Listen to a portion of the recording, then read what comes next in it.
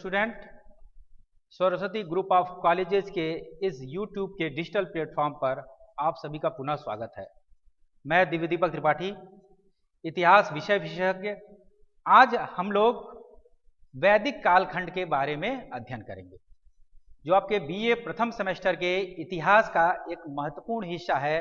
और नई शिक्षा नीति जब लागू हुई है तब ये सिलेबस हमारे जोड़ा गया है।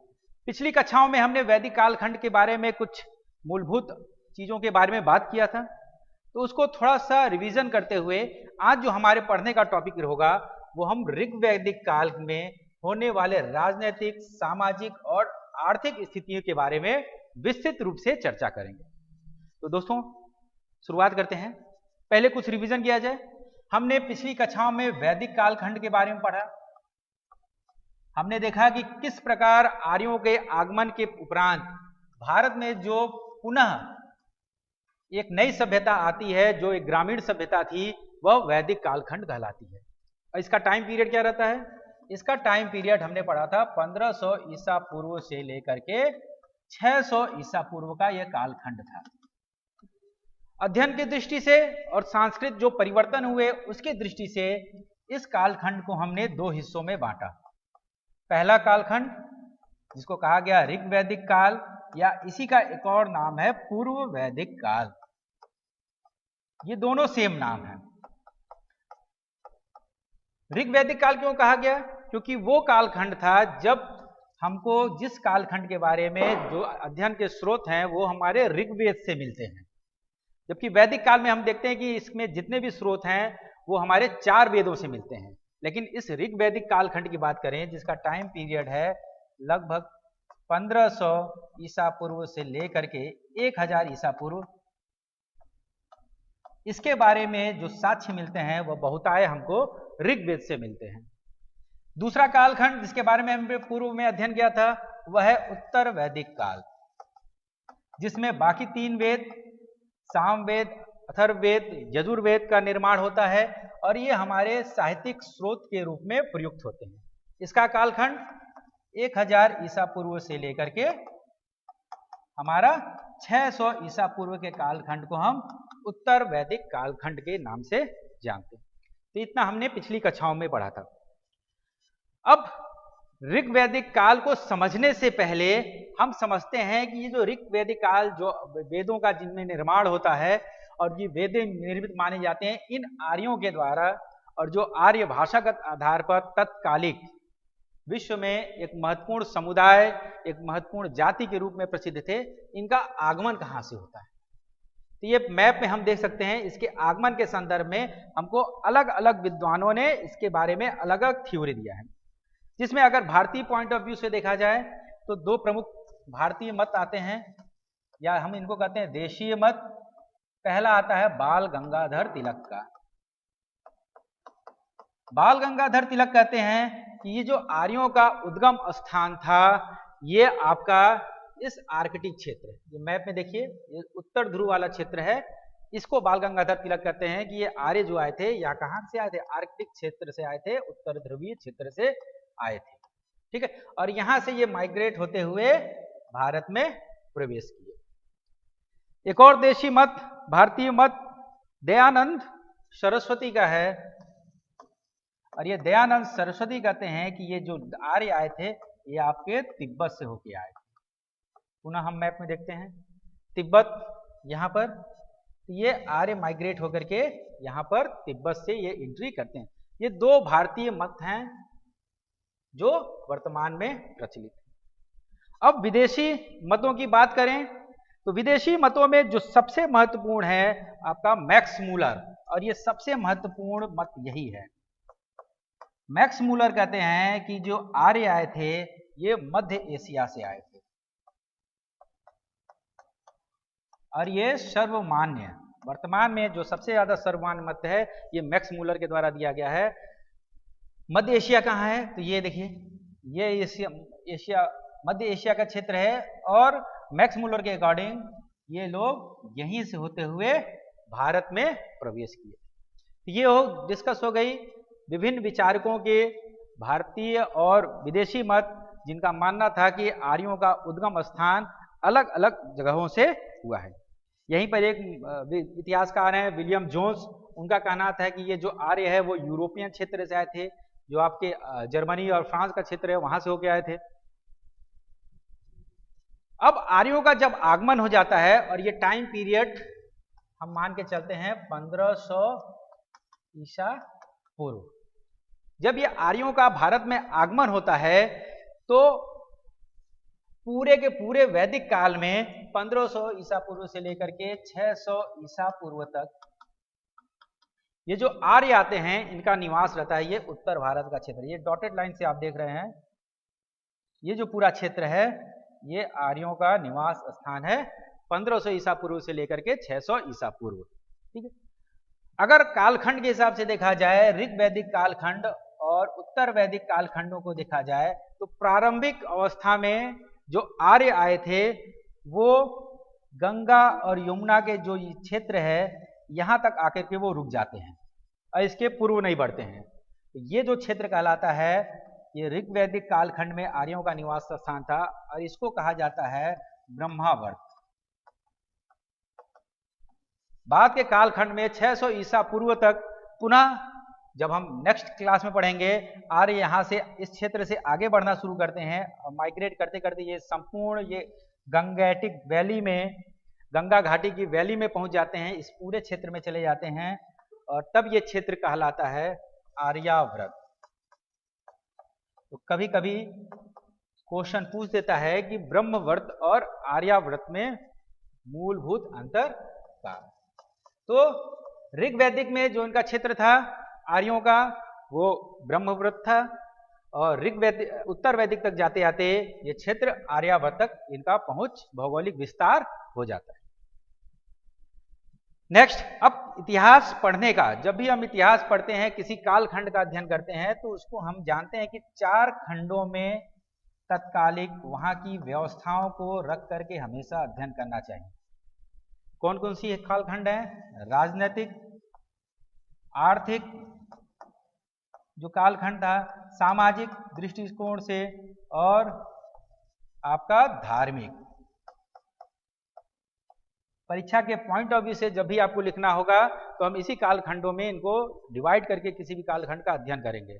तो एक एक पॉइंट करके हम अध्ययन करेंगे। राजनीतिक कालखंड में क्या हुआ था, आर्थिक इनकी क्या विशेषताएं थी, सामाजिक क्या विशेषताएं थी और धार्मिक कौन कौन सी विशेषताएं थी।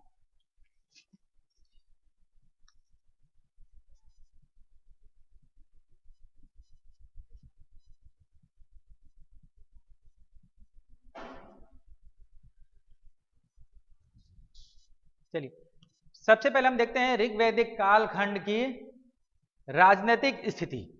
ठीक है, अब शुरुआत में हम जानते हैं कि जो एक लगभग 1500 ईसा पूर्व जब ये आर्य भारत में एंट्री करना शुरू करते हैं तो ये क्या करते थे, बाहर से आए थे। अभी हमने अलग अलग विचारकों के पढ़ा कि मध्य एशिया से आए थे, आर्कटिक से आए थे। ये लोग क्या करते, घूमते हुए आए थे, एक स्थान से दूसरे स्थान पर लगातार ये जा रहे हैं।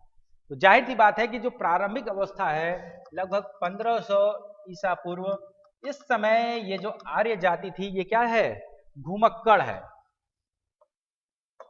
महत्वपूर्ण पॉइंट ध्यान रखेगा और इसी जो इनका नेचर है इसी के आधार पर इनकी सारी की सारी राजनीतिक व्यवस्थाओं के बारे में भी हम पढ़ेंगे।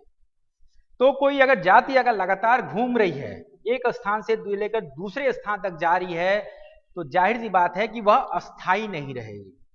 तो इसीलिए हम ऋग्वैदिक काल के स्टार्टिंग पीरियड में देखते हैं तो हमको कोई भी अस्थाई राजनीतिक कंडीशन नहीं दिखता है या क्षेत्र का ज्ञान नहीं प्राप्त होता है।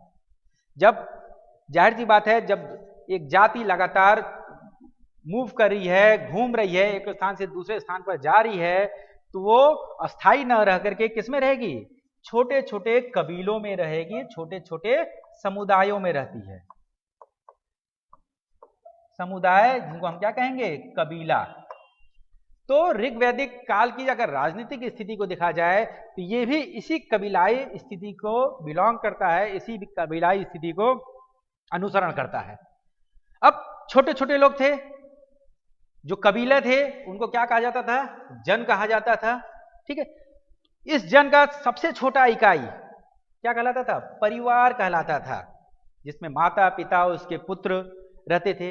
इस परिवार को क्या कहा जाता था? कुल कहा जाता था, और ये राजनीतिक की सबसे छोटी इकाई थी। इसका जो मुखिया होता था उसको क्या कहा जाता था? कुलुप या गृहपति कहा जाता था। ठीक। अब छोटे छोटे कई कुलों को मिला करके निर्माण किसका होता था? ग्राम का। ठीक है, आज हम देखते हैं गांव में क्या होता है, छोटे छोटे कई परिवार रहते हैं। लगभग वही कॉन्सेप्ट समझिए उस ऋग्वैदिक टाइम पीरियड पर भी था। राजनीतिक स्थिति था कि कई कुलों को जोड़ करके हमने किसका निर्माण किया? ग्राम का निर्माण किया। इसका जो प्रमुख होता था उसको कहा जाता था ग्रामणी। कई ग्रामों से मिलकर के विष का निर्माण होता था, और इसका जो अध्यक्ष होता था उसको कहा जाता था विषपति। और कई विषयों से मिलकर के एक बड़ा कबीला बनता था जिसको क्या कहता था? जन कहा जाता था। इसका जो प्रधान होता था उसको कहा जाता था जनपति। तो इस प्रकार ये पूरी की पूरी राजनीतिक व्यवस्था थी जो कुल से लेकर के जन तक लगातार चलती रहती थी। और जो छोटी इकाई थी, कुल जो छोटी इकाई थी, ठीक है, और इससे जो निर्मित ग्राम था, अगर इसकी बात किया जाए तो जो कुल था या परिवार था ये प्रतिसत्तात्मक व्यवस्था थी यहाँ पर। जबकि इससे पहले हम देखें सिंधु घाटी सभ्यता में हम पढ़ते हैं कि वो समाज क्या था? मातृसत्तात्मक था। जबकि ऋग्वैदिक काल में ये परिवर्तित हो जाता है और यह व्यवस्था क्या हो जाती है? प्रतिसत्तात्मक व्यवस्था में परिवर्तित हो जाती है। दूसरा, अब कबीला है, राजनीतिक व्यवस्था धीरे धीरे आगे बढ़ रही है। तो अगर राजा की स्थिति की बात करें तो उस समय, वर्तमान के समय में या चंद्रगुप्त मौर्य के समान राजा का कॉन्सेप्ट उस समय नहीं था। लेकिन हाँ, ये राजा एक पद होता था और उस समय उसको कहा जाता था राजन। राजन को क्या कहा जाता था? राजन। और ये जो राजन था वो क्या होता था? कबीले का मुखिया होता था। कबीले वाले अपने में से एक श्रेष्ठ व्यक्ति को अपना प्रतिनिधित्व करने के लिए, अपनी व्यवस्थाएं चलाने के लिए राजन के पद पर नियुक्त करते थे। तो जाहिर सी बात है, जब कबीले के सभी मेंबर मिलकर के नियुक्त कर रहे हैं तो राजन का पद क्या वंशानुगत होगा? तो ये वंशानुगत प्रारंभ में नहीं था। जो कबीले का सर्वश्रेष्ठ व्यक्ति था वह राजन के पद पर सुशोभित होता था। लेकिन कुछ समय बाद ये धीरे धीरे वंशानुगत होना प्रारंभ हो गया। अब कबीले ने अपना हेड चुन लिया जिसको राजन कहा गया। ठीक है, राजा के पास शक्तियां नहीं थी क्योंकि वह किसका प्रतिनिधित्व कर रहा था? उसका चयन किया जा रहा है। तो राजन शासन कैसे चलाएगा? तो राजन को शासन चलाने के लिए उसको कुछ लोग सहायता करते थे, जिनको क्या कहा जाता था? जिनको राजकीय अधिकारी कहा जाता था। और ये ऋग्वैदिक काल में जितने भी व्यक्ति राजा की सहायता करते थे, जो ये राजकीय अधिकारी होते थे, इतने उनको क्या कहा जाता था? उनको रत्निक कहा जाता था। उनका एक शब्द नाम आया है रत्निक। ठीक है, कौन कौन से उस समय मुख्य अधिकारी थे? उस समय पुरोहित थे। पुरोहित का क्या कार्य था? पुरोहित वह व्यक्ति था जो क्या करता था? राजा के संबंधित जितने भी धार्मिक कार्य था उनको पूर्ण करता था। इसके अलावा सेनानी थे। सेनानी जो सेना से संबंधित कार्यों को पूरा करता था। पुरुप या पूरब, यह क्या काम था? कभी कभी संकट के समय जब ऋग्वैदिक कालीन लोग दुर्गों में शरण लेते थे तो उसका दुर्गपाल था ये पुरुष। इसके अलावा यहां पर था स्पश। स्पश एक तरह से गुप्तचर विभाग का हेड था जो राजन को अपने कबीलों के बीच की सूचनाएं लाकर पहुंचाते थे। तो इस तरह राजन पर नियंत्रण करने के लिए रत्निक लोगों की नियुक्ति होती थी। दूसरा, अब ये राजन और रत्निक, इन पर नियंत्रण करना जरूरी था क्योंकि ये स्वेच्छाकारी न हो जाएं और सभी कबीलों का प्रतिनिधित्व मिले। इसके लिए इन पर कंट्रोल करने के लिए कुछ सभाएं थी, कुछ ऑर्गेनाइजेशन थी। कौन कौन सी वो सभाएं थी?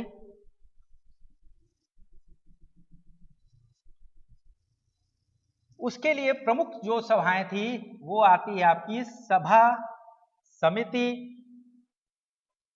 विदत और गण। ये कौन कौन सी सभाएं थी, क्या महत्वपूर्ण था, इनका योगदान क्या था, इनके बारे में अब हम अगले टॉपिक में डिस्कस करते हैं। देखिए, सभा और समिति ये प्रमुख प्रशासनिक समितियां थी, प्रशासनिक संस्थाएं थी। ठीक है, राजा पर नियंत्रण के लिए, राजन पर नियंत्रण के लिए 4 प्रमुख संस्थाएं कौन कौन सी थी? पहला थी सभा, दूसरा थी समिति, तीसरा थी विदत और चौथा आपका था गण। इनके बारे में समझते हैं। जो सभा और समिति थी, ये जो समिति थी ये महत्वपूर्ण थी और ये मुख्यतः किसके कार्य में नियुक्त थी? ये मुख्यतः प्रशासनिक कार्यों के लिए इन संस्थाओं का प्रयोग होता था। समिति सबसे महत्वपूर्ण प्रशासनिक कार्यों की समिति थी और इसके जो चुनाव होता था, इसके जो सदस्य होते थे वो सभी जनप्रतिनिधि होते थे। सभी कबीले वाले सभी लोग अपने प्रतिनिधियों को इस समिति में भेजते थे और ये समिति का प्रमुख कार्य क्या था? राजा की नियुक्ति करना। राजा अगर गलत कार्य करता है तो उसको पद से पदच्युत करना, राजा पर नियंत्रण करना,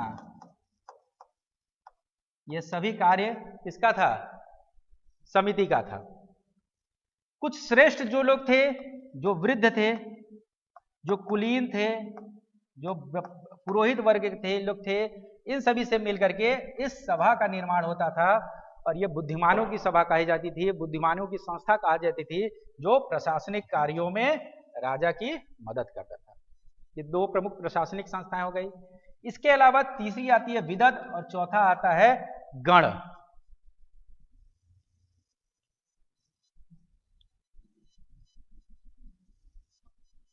विदत क्या है? विदत सबसे पुरातन, यहां कह सकते हैं सबसे प्राचीनतम संस्था थी और इसका काम क्या था? इसका काम था उपज का बंटवारा करना। इसका क्या था? किसी कबीले से युद्ध हुआ, युद्ध के उपरांत जो भी पैसा मिलता था, लूट का रकम मिलता था, उसको आपस में बांट देना। और गण भी एक कुलीन संस्था थी जिसमें वृद्ध लोग थे और इन चारों की मदद से राजन क्या करता था? अपना शासन व्यवस्था चलाता था। न्याय व्यवस्था, इस पॉइंट को हम देखते हैं। न्याय व्यवस्था के अंतर्गत राजन न्याय करता था लेकिन वह स्वतंत्रचारी होकर के न्याय नहीं दे पाता था और न्याय व्यवस्था के तहत उसको समिति और सभा का मशवरा लेना पड़ता था और वहां पर कुछ नियम थे। अगर किसी की हत्या हो जाती है तो हम उसके परिवार को द्रव्य दे करके हम क्या कर सकते हैं? अपने पापों का प्रायश्चित कर सकते हैं। और आखिरी में हम देखते हैं सेना। उस समय चूंकि कबीलाओं के बीच आपस में युद्ध होता था तो अस्थाई सेना रखने का सिस्टम नहीं था, अस्थाई सेना की व्यवस्था नहीं थी। जब भी राजन को सेना की जरूरत होती थी तो वो क्या करता था? सेनाओं की नियुक्ति करता था, क्योंकि सेना अगर रखना होगा तो आपको उसको सैलरी देना पड़ेगा, वेतन देना पड़ेगा और उसके लिए राजा को पैसा लेना पड़ेगा। और उस समय कर का सिस्टम, प्रारंभिक ऋग्वैदिक काल में कर का सिस्टम नहीं था। ये आपकी हो गई टोटल प्रशासनिक व्यवस्था। तो आज के क्लास में हम यही पढ़ेंगे। अगले क्लास में हम ऋग्वैदिक काल के सामाजिक और अन्य जीवनों के बारे में पढ़ेंगे। इसी के साथ आज का क्लास खत्म करते हैं। Okay, thank you.